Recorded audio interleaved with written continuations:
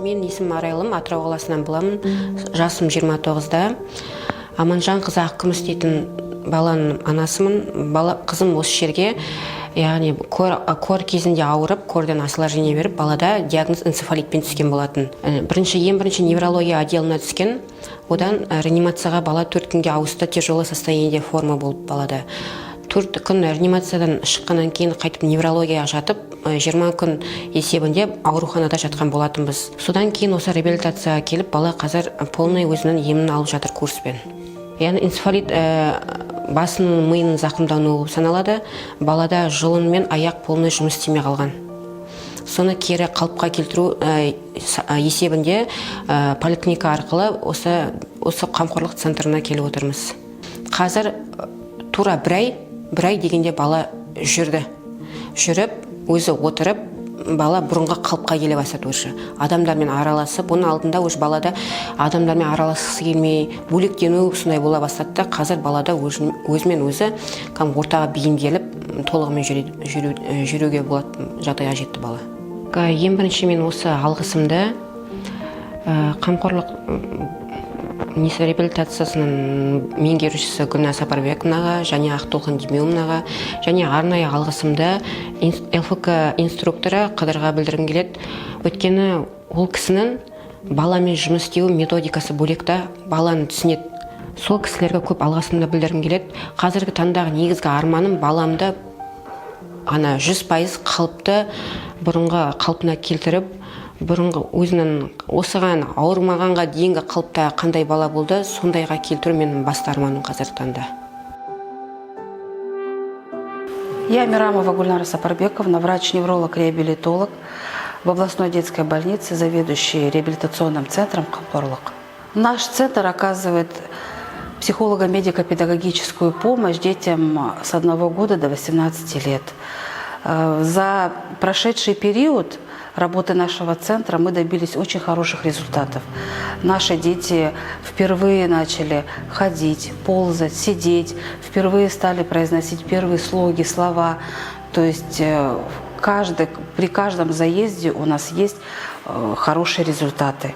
За прошлый год через наш центр прошло около 900 детей. Из них около 20 детей самостоятельно стали делать первые шаги. Аккумус у нас девочка, которая перенесла тяжелую форму нейроинфекции. То есть у ребенка было воспалительное заболевание головного мозга на фоне коревой инфекции. Сейчас очень много детей болеют корью, и поэтому, пользуясь случаем, я хотела бы призвать родителей прививать своих детей от кори, потому что действительно очень-очень большой процент детского населения заражается, болеет, и мы видим последствия этих инфекций. Серікқызы Ақтоты, Атырау қаласының тұрғынымын. Осы балам авариядан кейін ерекше болып қалғасын.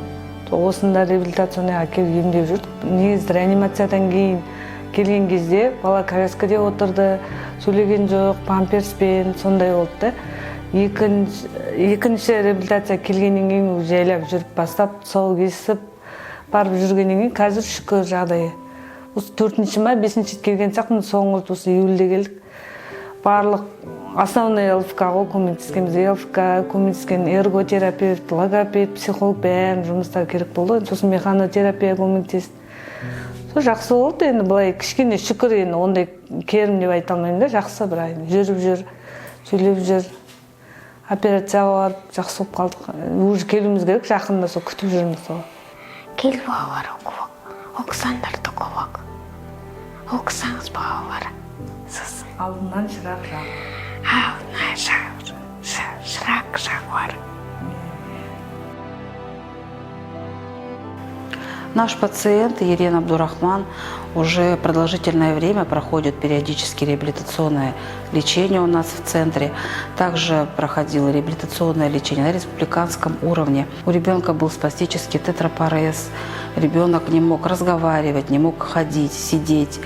Но в результате реабилитационных мероприятий сейчас ребенок у нас самостоятельно ходит, самостоятельно посещает образовательные учреждения. У него хороший психоэмоциональный фон. Поэтому я думаю, что мы добились больших результатов.